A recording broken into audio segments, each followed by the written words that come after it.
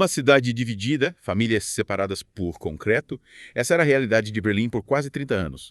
E essa semana a gente comemora os 35 anos da queda do Muro de Berlim, um evento que marcou não só a Alemanha, mas o mundo inteiro. E aí, tá aí, pronta pra gente mergulhar fundo nesse momento histórico. Com certeza. É incrível como o muro físico representa tão bem a divisão ideológica da Guerra Fria. E como essa barreira, que parecia impossível de derrubar, acabou ruindo. É uma história com muitas nuances. A gente vai desvendar tudo isso hoje. Isso aí. Para começar, a gente precisa entender como esse muro surgiu. Me explica uma coisa. Qual era o contexto da época que levou à construção do Muro de Berlim em 1961? A gente está falando do auge da Guerra Fria. A Alemanha, dividida depois da Segunda Guerra Mundial, era um dos palcos principais dessa disputa entre capitalismo e comunismo. Berlim Ocidental, capitalista e próspera, era como uma ilha de liberdade no meio da Alemanha Oriental sob o regime comunista. E o problema era que cada vez mais alemães orientais, insatisfeitos com o regime, fugiam para o lado ocidental. Imagina a tensão. Devia ser uma situação insustentável para a Alemanha Oriental. Exatamente. A fuga em massa era um vexame para o governo comunista, que via sua população e principalmente seus trabalhadores qualificados migrando para o lado ocidental. E a solução drástica que eles encontraram foi erguer o Muro de Berlim de uma hora para outra durante a madrugada. Caramba, que loucura. Como era esse muro? Era uma estrutura imponente e assustadora, com mais de 155 quilômetros de extensão, torres de vigilância, arame farpado, guardas armados com ordens de atirar para matar, virou um símbolo da opressão e da divisão, partindo famílias, amigos e a própria cidade de Berlim. É de partir o coração imaginar o impacto na vida das pessoas. Famílias separadas, amigos que não podiam mais estar, angústia de viver sob constante vigilância. E você falou em atirar para matar? Quantas pessoas morreram tentando cruzar o muro? Pelo menos 140 pessoas, Roger. E esse número, por si só, já mostra o desespero que muitos alemães orientais sentiam. Arriscavam suas vidas em busca de liberdade e melhores condições de vida. Uma tragédia. E como era a vida na Alemanha Oriental durante o período em que o muro existiu? A vida era marcada pela repressão, censura e falta de liberdade. A economia era controlada pelo Estado, os meios de comunicação eram censurados e qualquer forma de oposição ao regime comunista era duramente punida. Imagina viver num lugar onde você não pode expressar suas opiniões livremente, onde suas escolhas são limitadas e onde a sombra da vigilância te acompanha o tempo todo. É difícil até de imaginar. E por anos essa situação pareceu imutável, né? Sim, Roger. O Muro de Berlim se tornou um símbolo da Guerra Fria, da divisão do mundo em dois blocos. Mas, como a gente sabe, a história está sempre em movimento. E nos anos 80, uma série de eventos começou a plantar as sementes da mudança. A gente vai falar sobre isso na próxima parte do nosso mergulho, mas antes, queria destacar um ponto importante. Pode falar, Taine. O que te chamou a atenção? O que me fascina nesse período é a força do desejo humano por liberdade. Mesmo sob um regime repressor, com a ameaça constante da violência, os alemães orientais nunca deixaram de sonhar com o melhor, com a reunificação do país. É como se o muro, por mais alto e forte que fosse, não conseguisse conter a esperança. E essa esperança, Roger, essa vontade de mudança, acabou encontrando um terreno fértil nos anos 80. Com a chegada do Mikhail Gorbachev ao poder na União Soviética, lembra que a gente falou sobre ele na primeira parte? Sim.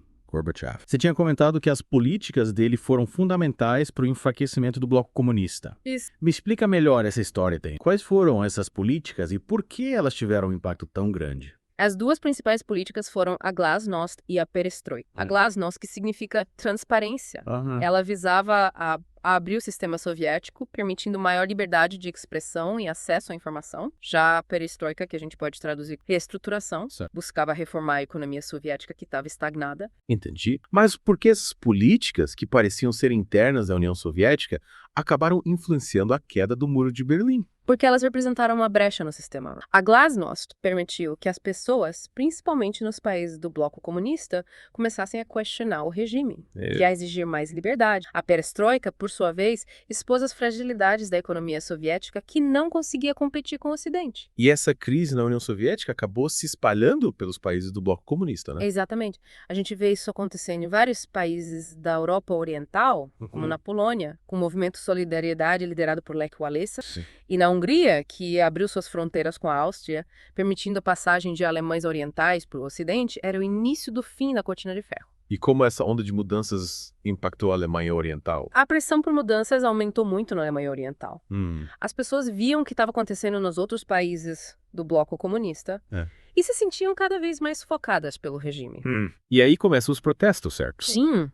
Em cidades como Leipzig, milhares de pessoas foram às ruas protestar contra o regime, exigindo liberdade de expressão, eleições livres e a reunificação da Alemanha. E o governo, enfraquecido e sem o apoio da União Soviética, já não conseguia mais controlar a situação. Era uma questão de tempo até que o muro caísse. Tudo culminou naquela noite histórica de 9 de novembro de 1989. Lembra do Günter Schabowski, que a gente mencionou na primeira parte? Ele era membro do Politburo, alto escalão do Partido Comunista da Alemanha Oriental. Sim, o cara que fez aquele anúncio meio confuso sobre as novas regras de viagem, né? Exatamente. Na verdade, ele se atrapalhou todo durante uma entrevista ao vivo, anunciando que as fronteiras seriam abertas imediatamente. A notícia se espalhou como um rastilho de pólvora e milhares de alemães orientais correram para os postos de fronteira, exigindo a abertura dos portões. E o que aconteceu? Os guardas tentaram impedir a passagem. Inicialmente houve muita confusão. Uhum. Os guardas não tinham recebido ordens claras e não sabiam como agir diante daquela multidão. Mas a pressão era enorme e, sem o apoio do governo, eles acabaram cedendo. Caramba, que momento histórico. Imagina a cena, Roger. Um muro que por décadas representou a divisão e a opressão sendo finalmente aberto. Pessoas se abraçando, chorando, comemorando. Alemães orientais e ocidentais juntos celebrando a liberdade. Era o fim de uma era. Deve ter sido emocionante. As pessoas começaram a derrubar o muro, né? Sim, com marretas, picaretas, ou o que tivesse na mão. O muro, antissímbolo de divisão, se transformava em pedaços de concreto carregados como souvenirs. E aquelas imagens, transmitidas ao vivo para o mundo todo, se tornaram um símbolo da vitória da liberdade sobre a opressão. Impressionante como um evento tão simbólico como a queda do muro teve consequências tão profundas, né? Falando em consequências, Tayane, o que aconteceu depois daquela noite histórica? Quais foram os impactos da queda do muro, tanto para a Alemanha quanto para o mundo? A queda do muro, Roger, marcou o fim de uma era. Diversos países do bloco comunista se libertaram do jugo soviético. E iniciaram suas transições pela democracia. A Polônia, Hungria, Tchecoslováquia, Romênia. Era o fim da Guerra Fria. E o começo de uma nova ordem mundial. Uma mudança radical no mapa geopolítico. E para a Alemanha, qual foi o principal impacto? A queda do muro abriu caminho para a reunificação da Alemanha, que aconteceu em 3 de outubro de 1990. Depois de mais de 40 anos de divisão, o país finalmente voltava a ser um só. Nossa, me gerou emoção. E aí, como foi esse processo de reunificação? Unir duas Alemanhas com sistemas políticos, econômicos e sociais tão diferentes não deve ter sido fácil. De fato. A reunificação alemã foi um processo bem complexo e desafiador. Imagina integrar duas realidades completamente diferentes. A Alemanha Oriental, com sua economia planificada e infraestrutura defasada, precisou se adaptar rapidamente ao sistema capitalista da Alemanha Ocidental. Que desafio. Quais são os principais obstáculos desse? A gente pode destacar alguns, Roger. As disparidades econômicas, né, geraram desigualdades sociais. Com o desemprego cheio, a população da antiga Alemanha Oriental, as empresas estatais da Alemanha Oriental não conseguiram competir com a economia de mercado, levando a um colapso industrial. E além da questão econômica, imagino que a integração cultural e social também tenha sido complexa. Com certeza.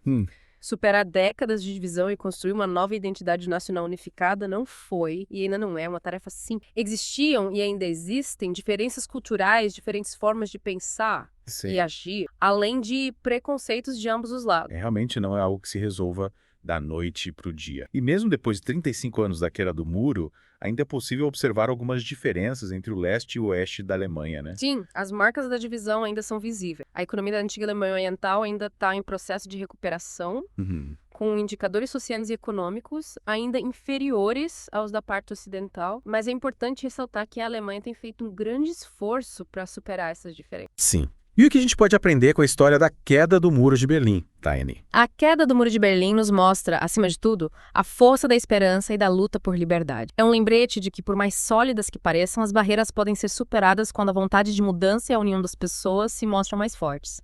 E é uma lição que continua relevante nos dias de hoje, quando vemos muros sendo erguidos, tanto físicos quanto ideológicos, em diversas partes do mundo. Verdade, verdade. Que a gente nunca se esqueça do poder da união e do diálogo para derrubar esses muros. E é com essa mensagem de esperança e união que a gente encerra nosso mergulho na história da queda do Muro de Berlim. Espero que vocês tenham curtido essa viagem no tempo. É isso aí. E que as lições que a gente aprendeu hoje nos inspirem a construir um futuro mais justo, livre, e unido para todos. Com certeza, Roger. Até a próxima.